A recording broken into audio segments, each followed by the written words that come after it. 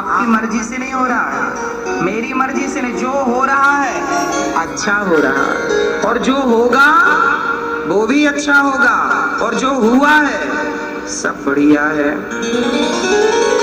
लेके खाली हाथ आए, लेके खाली हाथ आए, जो लिया यहीं से लिया। लोग रोते हैं मेरा बेटा चला गया, मेरी पत्नी चली गई, मेरा पति चला गया। तेरा पति, तेरी पत्नी, तेरा बेटा? अच्छा, जब पैदा हुए थे तो क्या ये साथ में थे तेरे? अच्छा ये बताओ, जब आपका जन्म हुआ था तब आपकी पत्नी आपके साथ थी, पति आपके साथ था, बेटा आपके साथ था? नहीं, कुछ नहीं था। सब कहाँ मिले? सब यहीं मिले। पत्नी यहाँ, पुत्र यहाँ, परिवार यहाँ, पैसा यहाँ, पद यहाँ, प्रतिष्ठा यहाँ मिला है। और याद रखना, जब जाओगे तो जो यहाँ मिला है वो यहीं रह जाएगा। यहाँ से आगे खाली हाथ आए थे, यहाँ से आगे वैसे ही जाओ जैसे आए थे। जबरदस्ती आदमी रोता है, मेरी पत्नी, मेरा पति, मेरा ये। तेरी, तू तो अकेला पैदा हुआ था, ये कब से हो गए तेरे? हाँ, लेके खाली हाथ आए, लेके खाली हाथ आए, जो लिया यहीं से लिया, और जो दिया यहीं दे दिया। जो मिला नसीब से यहीं पर, और जो दिया यहीं कर दिया। जो तुम्हारा आज है कल वो ही था किसी और का, होगा परसों जान किसका, यह नियम सरकार का। जो तुम्हारा आज है कल, जो तुम्हारा आज है, आपका बेटा, आपकी पत्नी, आपका पति, ये कल किसी और के थे। आज आपने जन्म दे दिया। अरे भाई, जब आपने जन्म नहीं दिया था तब भी तो ये कहीं रहे होंगे। मैं जब अपनी माँ के गर्भ में आया तो उसके पहले कहाँ था? भाई कहीं था तब तो आया, होता ही नहीं तो आता कहाँ से? आया चला गया। आज इस माँ के गर्भ में आया, कल उस माँ के गर्भ में, परसों उस माँ के। मतलब ये जब जन्म चलते हैं, मिटते नहीं है। ये तो प्रकृति गोल गोल चल रही है। जो तुम्हारा आज है कल वो ही था किसी और का, होगा परसों जान किसका, यह नियम सरकार का। मग्न हो अपना समझना, मग्न हो अपना समझना, दुखों को संजो रहे, अजन्मा है अमर आत्मा, भय में जीवन खो रहे। अजन्मा है अमर आत्मा, जिसको तुम मृत्यु समझते है वही जीवन तुम्हारा, है नियम जग का बदलना, क्या पराया क्या तुम्हारा। ये तो नियम है बदलना, है नियम जग का बदलना, क्या पराया क्या तुम्हारा। राह मुक्ति की तो पालो, राह मुक्ति की तो पालो, बोझ क्यों तुम ढो रहे, अजन्मा है अमर आत्मा, भय में जीवन खो रहे। भगवान के परम भक्त थे श्री प्रहलाद जी। प्रहलाद जी के पिता बड़े दुष्ट प्रकृति के थे, पर प्रहलाद जी भजन करने छोड़ने देते नहीं थे।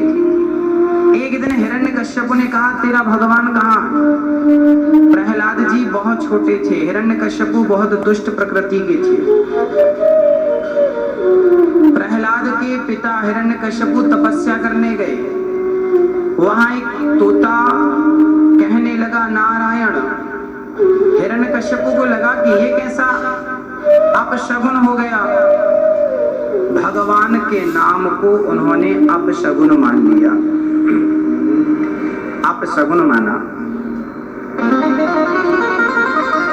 उस अपशगुन को देखकर श्री हिरण्यकश्यपु घर आए। पत्नी ने पूछा क्या हुआ, घर क्यों आ गए, क्या भगवान मिल गए? कह दिया ना, भगवान नहीं मिले। भगवान का नाम लेने वाला एक तोता मिल गया। क्या कहा? नारायण नारायण।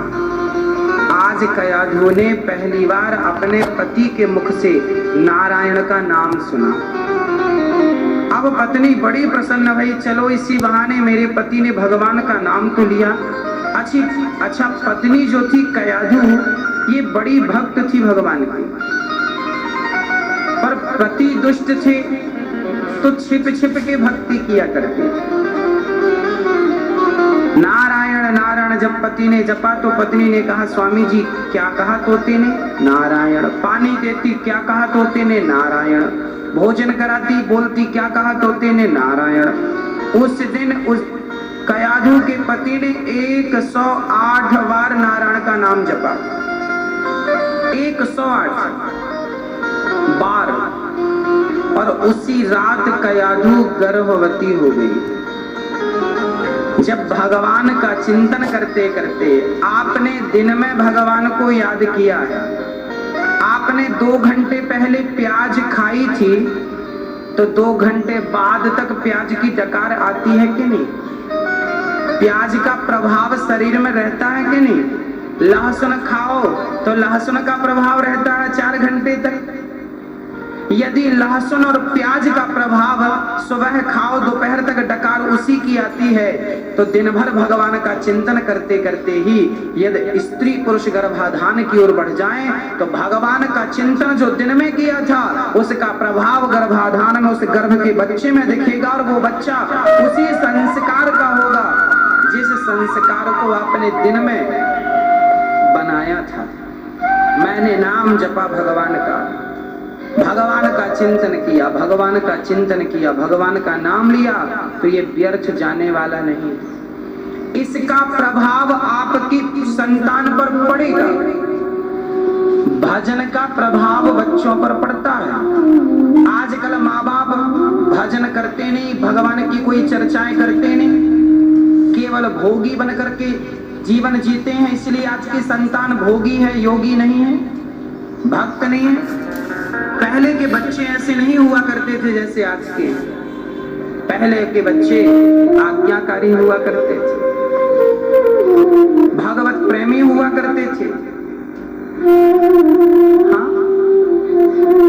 प्रिय भक्तों, गर्भाधान के समय स्त्री पुरुष को सावधान रहना चाहिए। भगवान का चिंतन बना रहे, दिन में चिंतन करो। सुबह हम तो कहते हैं आदत होनी चाहिए ना चिंतन की। सुबह पूजा हो आपके घर में, पाठ हो आपके घर में, आरती हो आपके घर में, कीर्तन हो आपके घर में, और फिर इस माहौल को रोज जियो। और फिर इस माहौल के साथ ही जीते जीते फिर बच्चे जन्म लेंगे तो कैसे बच्चे होंगे? इसी माहौल के बच्चे होंगे, बुद्धि बिगड़ेगी नहीं।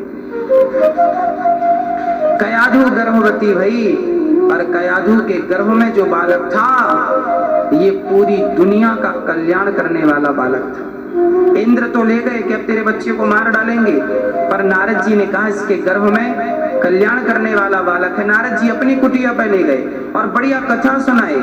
माँ तो भूल गई, पर गर्भ में जो बालक था उसने सारी कथा सुनी। संस्कार जन्म देने के बाद से स्टार्ट नहीं होते। आप जिस दिन गर्भवती होती हैं स्त्रियां, उसी दिन से संस्कार स्टार्ट हो जाते हैं। अभिमन्यु इसके उदाहरण है।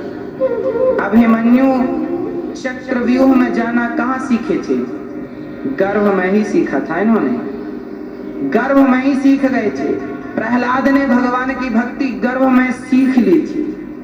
इतनी कथाएं सुनी, इतनी कथाएं। हिरण्यकश्यपु ने एक दिन प्रहलाद से कहा बेटा ये तुम क्या जपते हो? तब प्रहलाद ने कहा, पिता जी मैं 9 बातें बढ़िया सीख कर आया हूँ गुरु जी के घर से। क्या सीख कर आए हो? प्रहलाद ने कहा, श्रवणम कीर्तनम विष्णु स्मरणम पाद सेवनम अर्चनम वंदनम दास्यम सख्यमात्मनिवेदनम।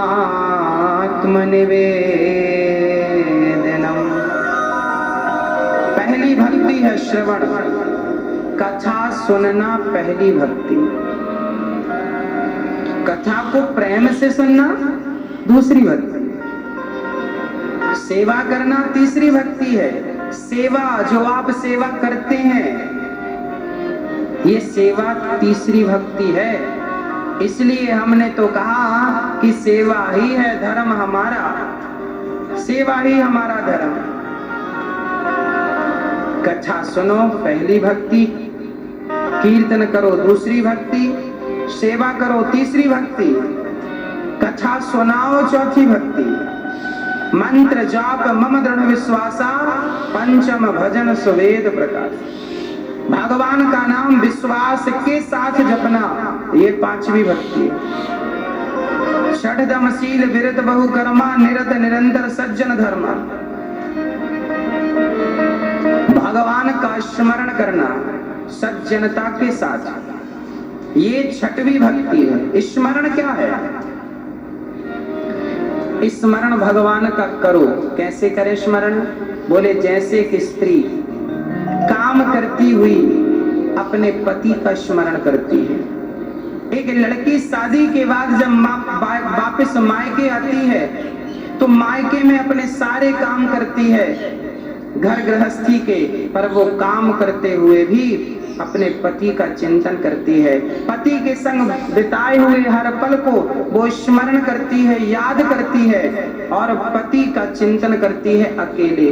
जैसे एक स्त्री, अनपढ़ महिला ही सही, अनपढ़ स्त्री काम करते समय अपने पति का चिंतन कर लेती है। जैसे एक माँ काम करते समय अपने पुत्र के बारे में सोच लेती है, उसी प्रकार काम करते हुए भगवान का चिंतन करते रहिए। यही तो भगवान की भक्ति है। काम भी ना छूटे और भगवान भी ना छूटे। हाँ, छठवीं भक्ति यही है, छठवीं भक्ति। सातवीं भक्ति क्या है? सातव सम मोहिमय जग देखा। सब में ईश्वर का दर्शन करना, हरि व्यापक सर्वत्र समाना, ये सातवीं भक्ति है। जहां देखो, जिसे देखो, कृष्ण मैं देखो, राम मैं देखो। और आठवीं भक्ति जानते हो क्या है? आठव जथा लाभ संतोषा। जितना सुख जीवन में मिल जाए उतने में संतोष कर लो। आज हमने बासी रोटी खाई, संतोष रखो। आज मालपुआ खाए, संतोष रखो।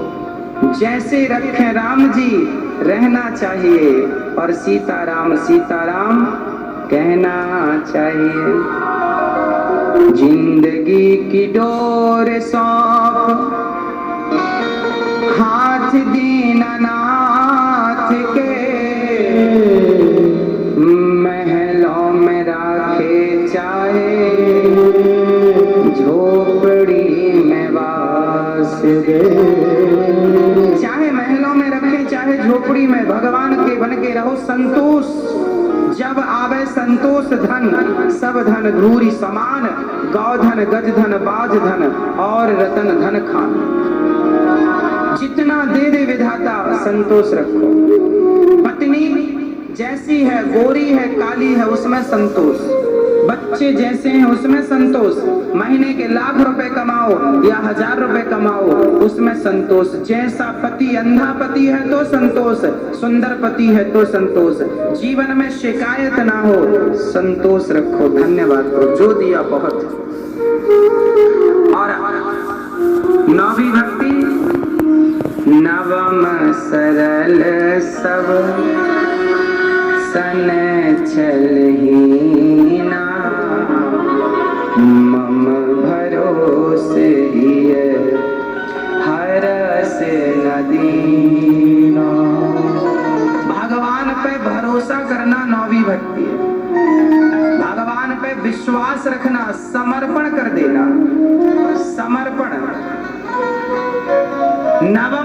सरल सब सन छल, इतने सरल छलहीन हो जाओ, भगवान पे विश्वास रखो, समर्पण कर दीजिए। समर्पण क्या है? समर्पण किसे कहते हैं? समर्पण सीखना हो तो स्त्रियों से समर्पण सीख लो। कैसे?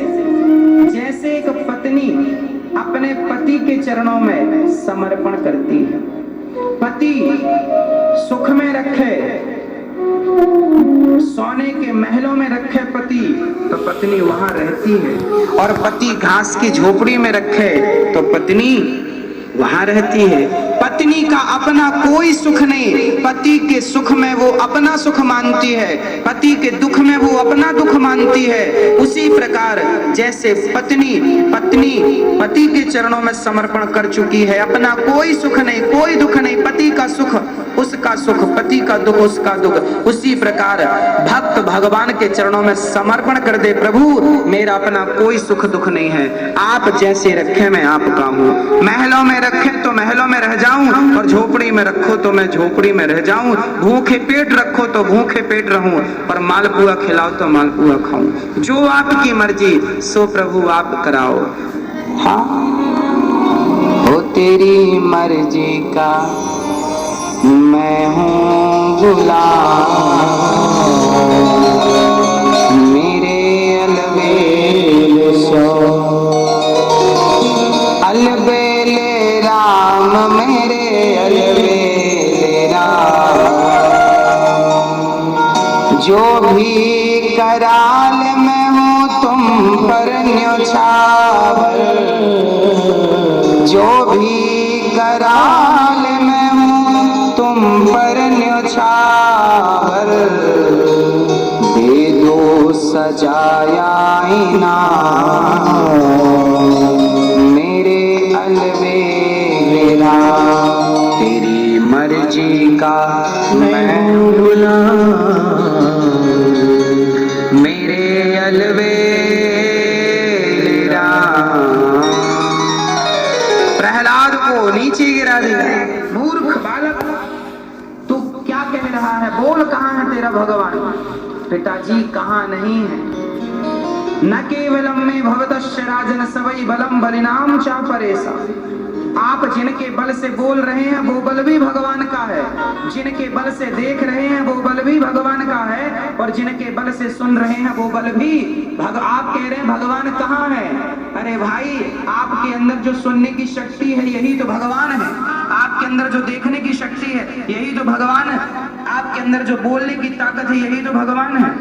इसी शक्ति के रूप में तो परमात्मा है, कहाँ नहीं है? हिरण्यकश्यप ने कहा क्या इस खम्भे में है? हाँ है, अभी देखता हूँ। निकाली तलवार, चोक प्रहार किया, खंबा टूट गया, नरसिंह भगवान खंबा चीर के प्रकट हो गए।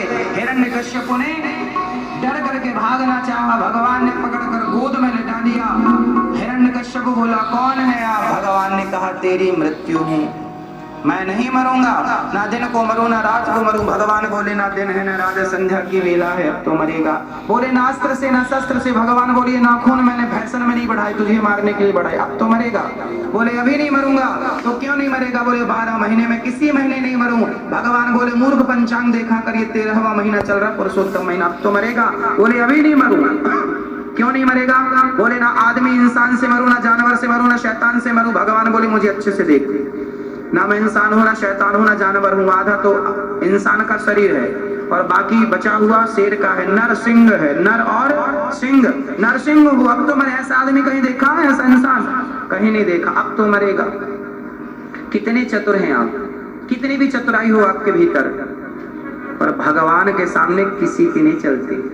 हिरण्यकश्यप ने चतुराई से वरदान यही तो मांगा था कि मैं किसी प्रकार अमर हो जाऊं, पर चलन चातुरी मोर, कहाँ चतुराई चलेगी? वो अखिल ब्रह्मांड नायक जिनने इस खोपड़ी को बनाया है, वो उसकी कितने बुद्धि होगी?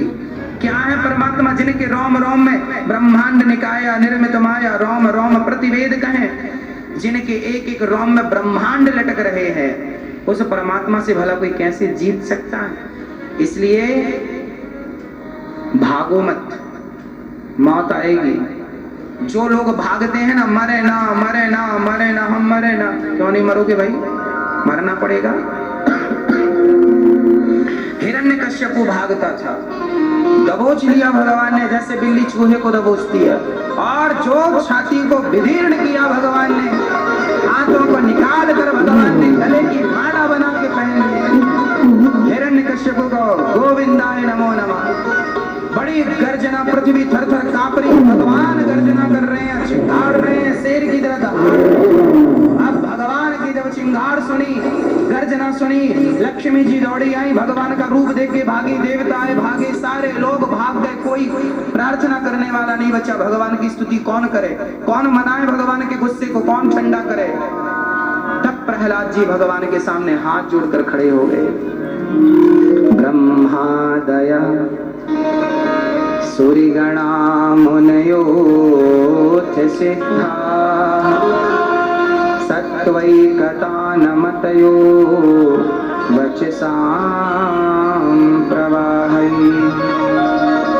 हे प्रभु, आप परम पिता परमात्मा है, प्रसन्न हो जाइए भगवान, आपकी शरणागति मैं ग्रहण करता हूँ।